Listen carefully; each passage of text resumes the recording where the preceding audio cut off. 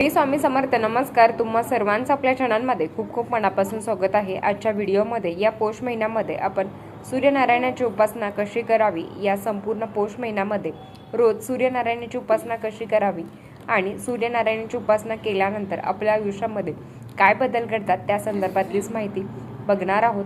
सगळ्यात आधी तर प्रथम 21 डिसेंबर 2025ला आपला नवीन महिना सुरू होतो, ज्याला आपण पौष महिना म्हणतो, आणि त्याच्यानंतर 18 जानेवारी 2026 पर्यंत पौष महिना असणार आहे.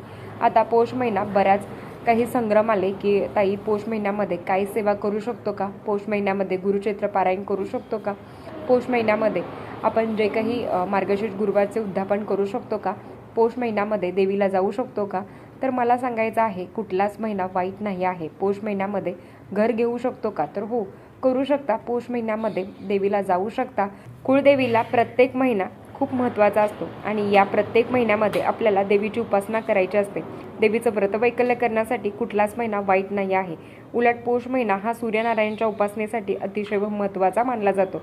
जर सूर्यनारायणची उपासना या महिन्यात केली जाते तर पौष महिना वाईट कसा असू शकतो. अर्थात तुम्ही पौष महिन्यामध्ये गुरुचैत्र पण पारायण करू शकता आणि याच पौष महिन्यामध्ये तुम्ही दुर्गा सप्तशती ग्रंथ असो किंवा जे काही आपण जर महिन्याला गुरुचैत्र पारायण करतो तर ते सुद्धा करू शकतात. थोडक्यात काय की सगळ्या सेवा तुम्ही या पौष महिन्यामध्ये करू शकता. उलट हा पौष महिना अन्नदानासाठी सुद्धा तेवढाच महत्त्वाचा आहे. आता सगळ्यात आधी या पौष महिन्यामध्ये आपल्याला दररोज सूर्यनारायणची उपासना कशी करावी त्या संदर्भातली माहिती बघणार आहोत. या पौष महिन्यामध्ये जर रविवारी आपण सूर्यनारायणचं व्रत करत असतो, पण प्रत्येकाला ते व्रत करणं शक्य होत नाही किंवा फक्त रविवारचं देवीची पूजा करायची का, सूर्यनारायणाची पूजा करायची का, तर नाही. या पौष महिन्यामध्ये दररोज सूर्यनारायणची पूजा आपल्याला करायची असते. आता बघा, सकाळी उठल्यावर सूर्यनारायणची पूजा ही जेव्हा सूर्य तापतो म्हणजे 10:30 नंतर, खूप जास्त आता थंडी असल्यामुळे आपल्याला खूप काही जाणवत नाही, पण 10-10:30 नंतर सूर्य खूप जास्त प्रमाणात तापतो. मग त्या तापलेल्या सूर्याची पूजा नाही करत आपण. बरेच लोक सूर्याला अर्घ्य देतात, मग ते 10-10:30-12 वाजेपर्यंत देतात, तर ते पूर्णपणे चुकीचं आहे. सूर्याला अर्घ्य देणं म्हणजेच सूर्याच्या उपासनेचा सगळ्यात महत्त्वाचा भाग. तर आता ही सूर्यनारायणची उपासना कशी करावी ते आपण बघूया. सगळ्यात आधी सूर्यनारायणची उपासना कोणीही करू शकतो. आता आपण ही जी सेवा आहे ना, तर या पौष महिन्यामध्ये किंबहुना दररोज केली पाहिजे. आपल्याला माहिती आहे की पौष महिन्यानंतर म्हणजेच पौष महिन्यामध्ये उत्तरायण सुद्धा सुरू होतं आणि मकर संक्रांत अतिशय पवित्र असा सण असणार आहे. तर तो स्त्रियांचा खूप जास्त जवळचा असतो, कारण याच महिन्यामध्ये आपण हळदी कुंकू सुद्धा करत असतो. रथसप्तमीपर्यंत दूध उतू जाऊन देणं, तर ही सुद्धा परंपरा असते. तर या पौष महिन्यामध्ये सूर्याची उपासना करणं खूप महत्त्वाचं आणि फायदेदायक मानलं जातं.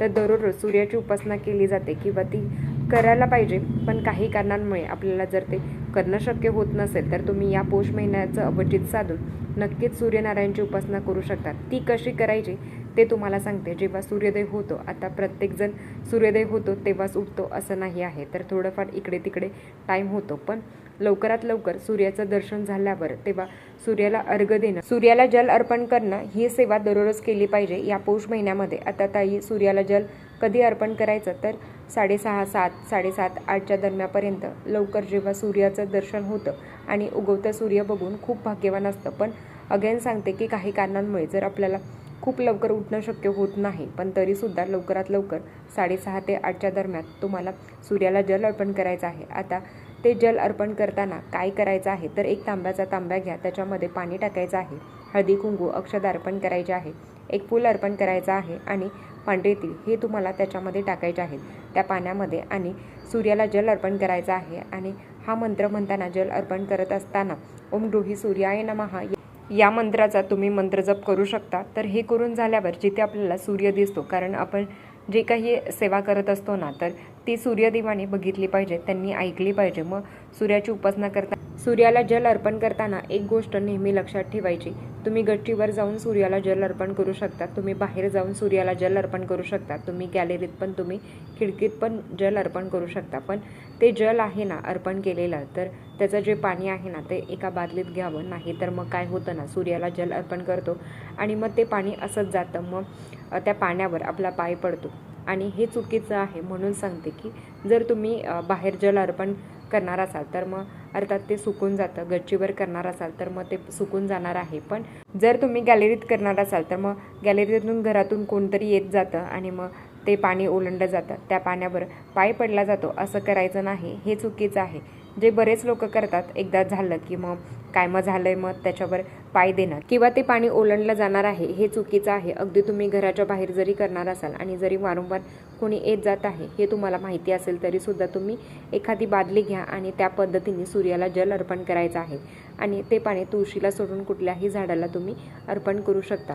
ही रोज सेवा करायची आहे. अर्थात मासिक धर्म असेल, सुतक असेल, विठळ असेल तर या गोष्टी तुम्हाला त्या 4-5 दिवसात तुम्हाला थांबवायच्या आहेत. पण जेवढा दिवस तुम्हाला भेटेल तेवढा दिवस सूर्याची उपासना करायची आहे. आणि हे करून झाल्यावर आता प्रत्येक घरात उगवता सूर्य दिसतो असं नाही आहे, पण शक्य असेल जिथे उगवता सूर्य दिसतो ना, नाही तर नाही शक्य होत, देवासमोर बसून सुद्धा आदित्य रुद्र स्तोत्रम पठण करायचं असतं.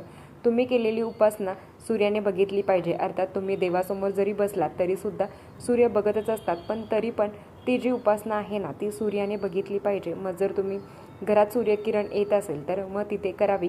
गॅलरी तुम्ही वाचू शकता, नाही तर देवासमोर बसून जेव्हा तुम्ही देवपूजा करता, पण अगदी 12:30च्या दरम्यान नाही, थोडंसं लवकर, म्हणजे देवपूजा करण्याच्या आधी तुम्ही वाचू शकता आदित्य रुद्र स्तोत्रम. आता सगळ्यात महत्त्वाचं काय आहे तुम्हाला सांगते बघा. ज्यांच्या पत्रिकेतला सूर्य आता अर्थात 2026 हे सूर्याचं वर्ष आहे, तुम्हाला एक सांगते की हे सूर्याचं वर्ष असल्यामुळे पूर्ण वर्षभरात सूर्याची उपासना करणं खूप महत्त्वाचं आहे. मग सुरुवात जर तुम्ही पौष महिन्यातून केली तर काय त्याच्यात काही वाईट आहे का? म्हणून नक्कीच प्रत्येकाने, अगदी लहान मुलंसुद्धा, काही घरात तर खूप छान संस्कार आहेत की लहान मुलंसुद्धा दररोज सूर्याला जल अर्पण करतात. आता ज्यांच्या पत्रिकेतला सूर्य हा बलवान असतो त्याला नोकरी संदर्भात अडचणी निर्माण होत नाहीत, त्याच्या आयुष्यात जे काही संघर्ष चालू आहे तर ते होत नाहीत, किंवा माझं काम हवं, माझी नोकरी गेलेली आहे, मला नोकरी प्राप्तीसाठी सुद्धा ज्यांचा सूर्य बलवान असतो त्याला नोकरी संदर्भात काही अडचणी कधीही उद्भवत नाही. मग तो सूर्य बलवान करण्यासाठी सूर्यदेवांची उपासना करणं महत्त्वाचं असतं. ताई माझ्या मुलासाठी मी करू का? त्याला करून द्या ना. माझ्या मुलीसाठी मी करू का? तिला करून द्या. आता जर ते करणार आहे मग खूप काही 4 तास बसायचं नाही आहे, सूर्याला जल अर्पण करायचं आहे. अर्धा मिनिटात तुमचं काम होईल. आणि ओम गृही सूर्याय नमः 11 वेळा तुम्ही जप करावा. तुम्हाला तुमच्या कुंडलिकेतला सूर्य बलवान करायचा असेल तर सूर्यदेवांची उपासना करणं महत्त्वाचं आहे. आणि नोकरी संदर्भात काही अडचणी असेल तरी सुद्धा सूर्याला जल अर्पण करणं, सूर्याची पूजा करणं हे खूप महत्त्वाचं आहे. हे केल्याने खरंच तुमच्या अडचणी कमी होतात. आणि सूर्य हा एकमेव देव आहे की ज्याला आपण दररोज बघू शकतो आणि ते आपल्याला दर्शन देतात. आणि सूर्याच्या आपल्या आयुष्यामध्ये खूप जास्त फायदे आहेत. व्हिटॅमिन डी, जीवनसत्व, हे फक्त जे कवळं ऊन आहे ना, तर कवळं सूर्याची किरणं आहेत त्याच्यामुळे ते आपल्याला मिळत असतात. म्हणून काही नाही करणं शक्य झालं. हा पौष महिना दानासाठी खूप महत्त्वाचा आहे. नोकरी संदर्भात अडचणी असेल, जवळपासची लोक असेल तर तुम्ही व्हिडिओ नाही शेअर केला तरी चालेल, पण ओरली तुम्ही कोणाला तरी सांगा की बाबा रे आता पौष महिना लागलेला आहे, तर या पौष महिन्याचं अवचित साधून नक्कीच तू सूर्यनारायणाची उपासना कर. आणि असा स्तोत्र आहे, असा मंत्र आहे, तू पठण कर. नक्कीच त्याच्या पण आयुष्यामध्ये चांगले बदल नक्कीच घडेल. कारण मला असं वाटतं की देवा तू माझं चांगलं केलेलं आहे तर माझ्याबरोबर 10 लोकांचं चांगलं व्हावं. तर ही जर वृत्ती ठेवली तर नक्कीच आपल्या आयुष्यातील सगळ्या अडचणी कमी होतात. कारण कोणासाठी काहीतरी करायला जातो तर तेव्हा परमेश्वर त्या क्षणात आपल्यासाठी काहीतरी चांगलं करत असतात. तर चला आजच्यासाठी इतकंच. आजचा व्हिडिओ इथेच थांबवते. आवडला असेल तर लाईक, शेअर, सबस्क्राईब कर. भेटू अशाच नवीन व्हिडिओसोबत. तोपर्यंत धन्यवाद. श्री स्वामी समर्थ.